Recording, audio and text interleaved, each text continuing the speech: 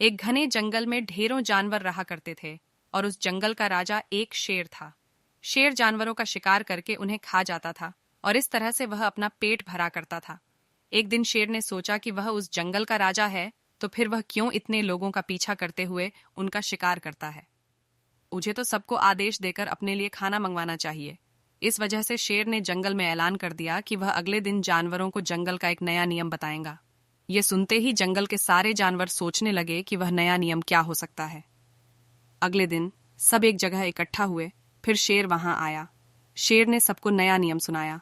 वह नया नियम यह था कि एक एक जानवर प्रतिदिन उसके गुफा में आएगा जिसे वह मारकर खा जाएगा। ये सुनते ही सारे जानवर डर गए, लेकिन वह कर भी क्या सकते थे। उन्हें राजा का आदेश मानना ही था।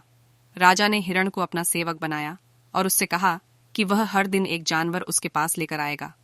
हिरण शेर से बहुत डरता था, इसलिए वह दबी आवाज में शेर से कहा, जी हाँ राजा, मैं रोज आपके लिए एक जानवर लेकर आऊंगा। शेर के कहे अनुसार हिरण जानवरों को शेर के पास ले जाता है और शेर उनको मार कर खा जाता था। ऐसा कई दिनों तक चलता रहा और जंगल के जानवर इस वजह से परेशान थे।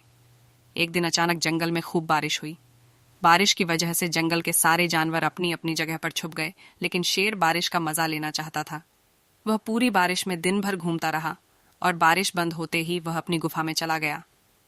अगले दिन जैसी ही उसकी नींद खुली तो उसका तबीयत खराब था।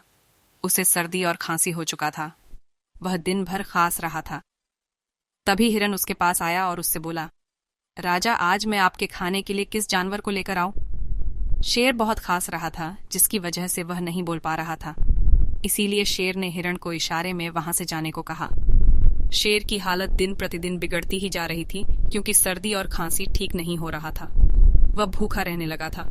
तभी जानवरों ने शेर को तकलीफ में देखकर उसकी सहायता करने के बारे में सोचा।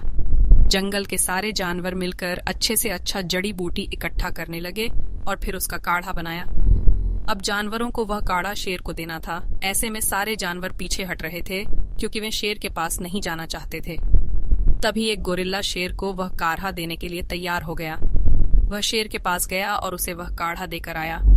तबीयत ज्यादा खराब हो जाने की वजह से शेर ने वह काढ़ा पीने का सोचा। काढ़ा पीने के अगले दिन ही शेर की सर्दी और खांसी ठीक हो चुकी थी। अब वह भूखा था और उसे खाने की जरूरत थी। इस वजह से वह अपनी गुफा से बाहर निकला।